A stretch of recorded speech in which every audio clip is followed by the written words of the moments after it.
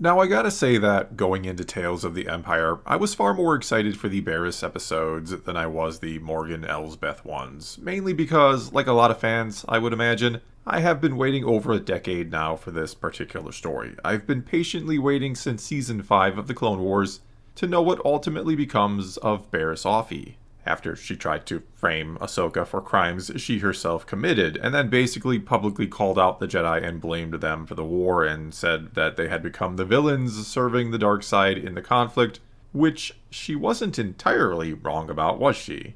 But anyway, after that long wait, I am happy to say I did very much enjoy these 3 episodes and the story they told. And yeah, more so than the Morgan episodes, which I thought were fine. They were nothing special, but nothing bad or anything either. They were good for what they were, I guess you could say.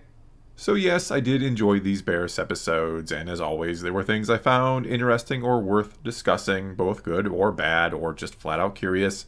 And so what I'll do now is go over some of those things, and as often is the case with me, this won't be a full-on play-by-play review. I may briefly recap some things while skipping completely over other things, and just focusing again on the stuff that was interesting or will lead to a interesting discussion. And so, getting right to it now, I thought the first episode here was really, really good. I don't think anyone would question or was surprised that Barriss would get herself a tryout to be an Inquisitor. After all, bombing the Jedi hangar and killing some innocent people is a pretty good application.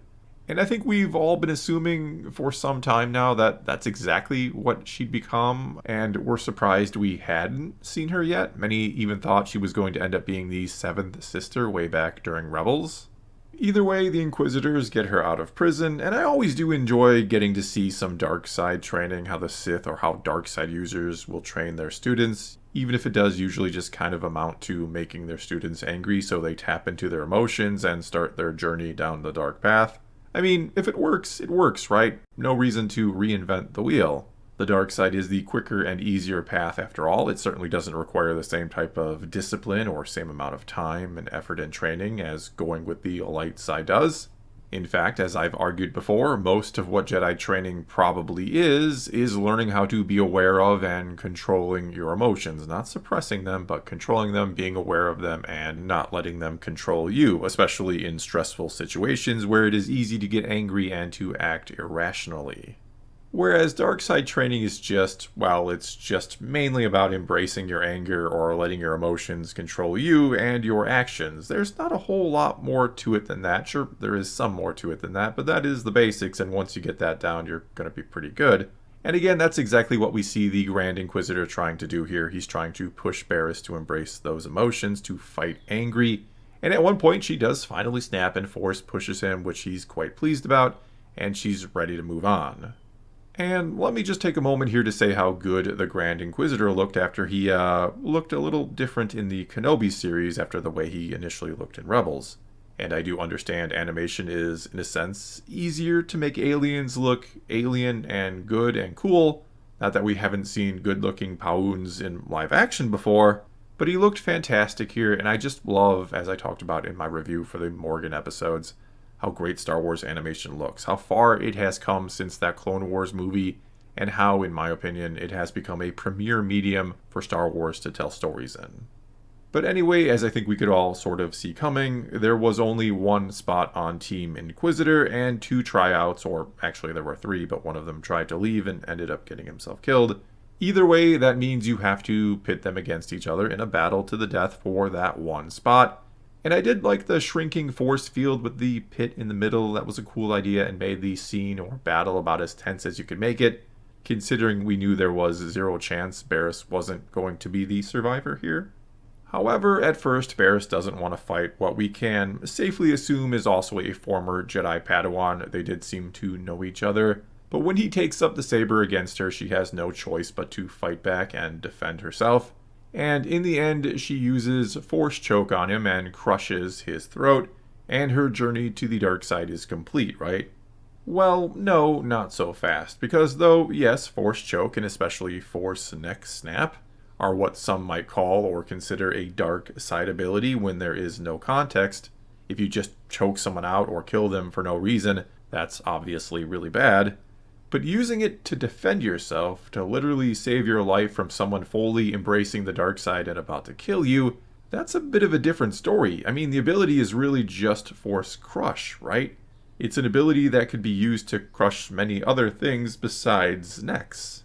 I would even ask, and I am literally asking, so do feel free to take to the comments below to weigh in on this one if you'd like, but I would ask what would be the difference between her killing him that way with the Force Choke and having killed him another way by force pushing him into the pit, for example. Or let's say there was a second lightsaber in there, and right before he stabbed her, she stabbed him and killed him that way, a way many Jedi have killed people before. Would that have been a better or a less dark side way to kill him? Or is it simply a different means to the same result and doesn't make it better or worse, doesn't really change anything? Again, keeping in mind he was about to kill her, and Force Crush in itself is just like any other ability. Now, in my opinion, it's really not any worse in that particular situation than killing him some other way, pretty much any other way. Though obviously I think they were trying to maybe get us to think she had fallen to the dark side right there and then by doing something that we consider dark side usually, but she really hadn't. She'd just saved her life, and I certainly think what she'd done before, the bombing and killing innocent people part, is far more sort of an indicator of dark side tendencies or is a more dark side thing to do than force choking someone to save your life. I also think her fight with Anakin in Clone Wars Season 5, where she even wonders if red is her color, if that showed more dark side tendencies than anything here in this fight. In fact, I'd be more likely to argue she wasn't dark side enough in this fight given her recent past, the whole bombing and everything. Unless her time imprisoned has maybe kind of changed her mind about a few things, or begun to, which maybe it has. But anyway, despite at worst Barriss using a dark side ability as a last resort to save her life, it turns out the Inquisitors think she is one of them now and give her a helmet, and she gets a little introduction to or ceremony with Darth Vader. And it's a ceremony where I was really kind of hoping we would learn what her number is. But it just feels like the more Inquisitors get added to their ranks as we get more stories revealing more of them, which also kind of muddies the canon, but let's not get into all that right now. But the more of them we get, the more Inquisitors we get, the less keen they seem to be on giving us their numbers. And I think the original idea was for there to be only a select few of them, and that's kind of changed along the way. Though I am curious if you can, or if they do reuse numbers, or how exactly that all works. If an Inquisitor with a number dies, does someone else get that number? And speaking of all the stories introducing them, I couldn't help but notice we didn't see any of the Inquisitors here that were introduced in the Jedi series of games, or any that were introduced in that book called Rise of the Red Blade, which was actually a pretty solid book.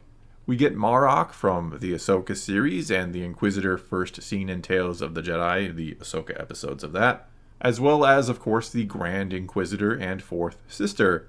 Once again, it kind of feels like the only canon that really exists or matters is the Filoni canon, but as I said a moment ago, I don't really want to get into all that right now.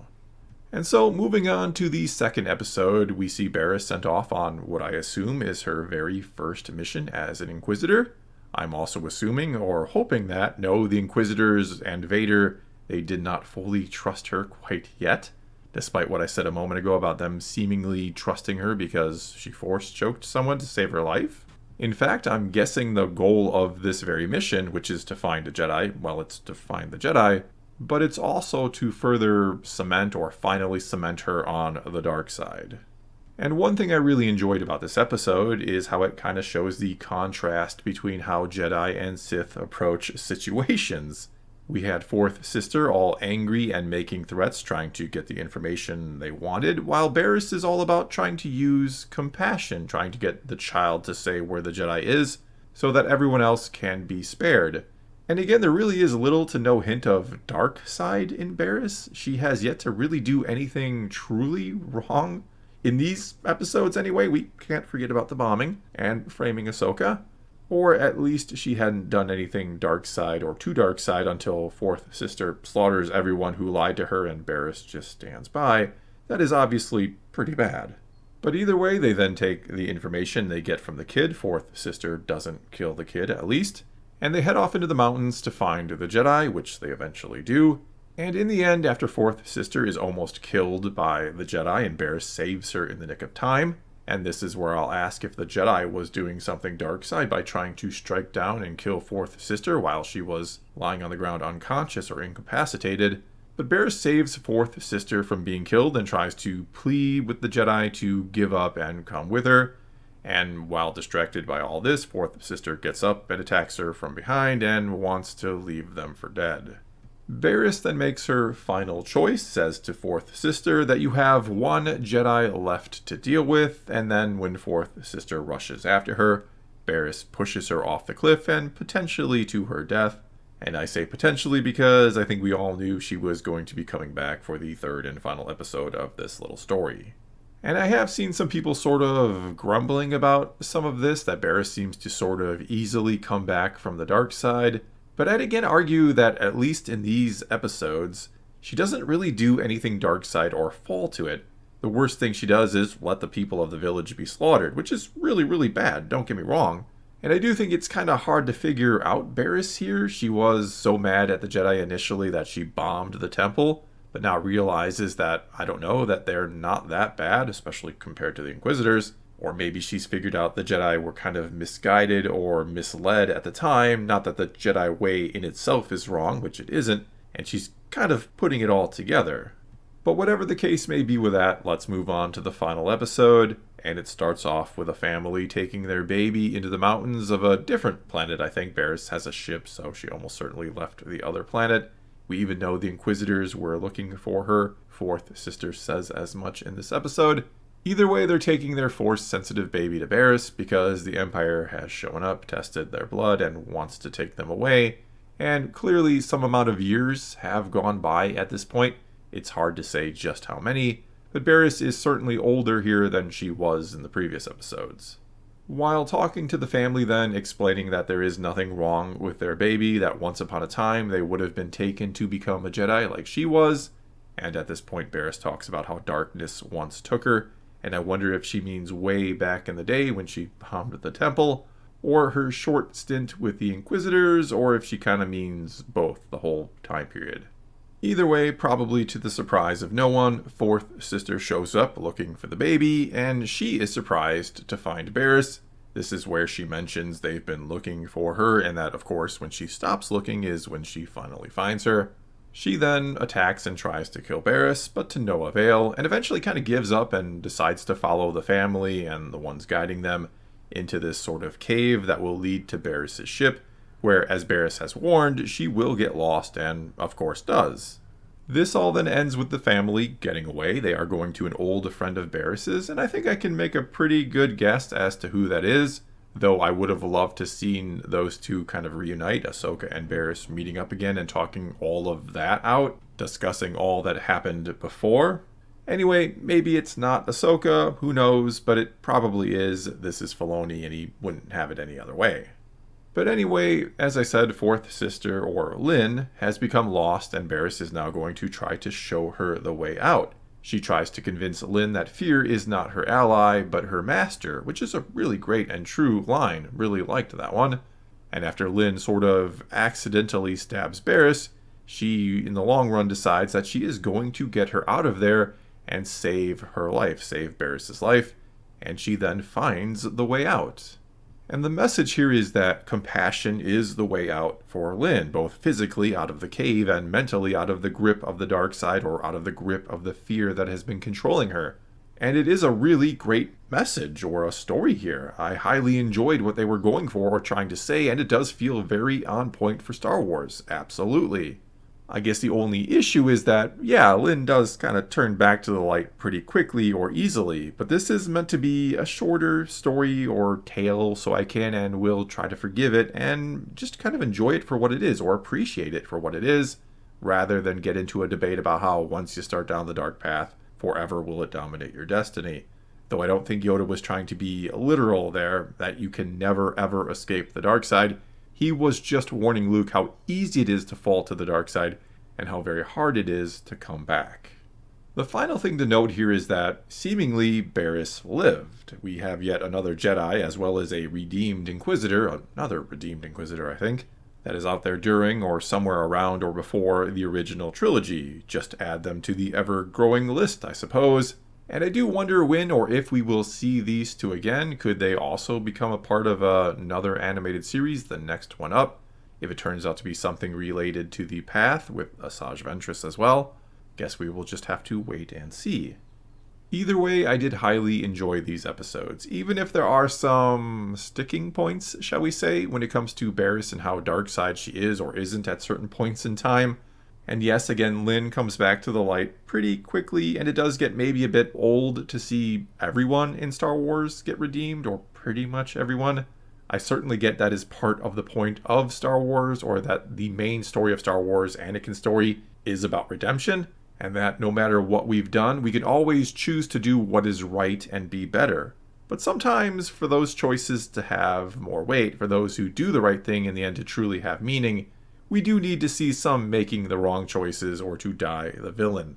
Either way, as I said, pretty good stuff here. Pretty solid Star Wars story. Well, that's all I got for you this time. Now it is your turn to tell me what you thought of these episodes. Did you enjoy them? Did you not enjoy them? Do you have issues with them? Or feel free to answer my question about force choking or how Barriss used it in these episodes. Is it always dark side, or is there more to it than that? Whatever you think about any of this, leave a comment below and let's talk some Star Wars. And until next time, thanks for watching.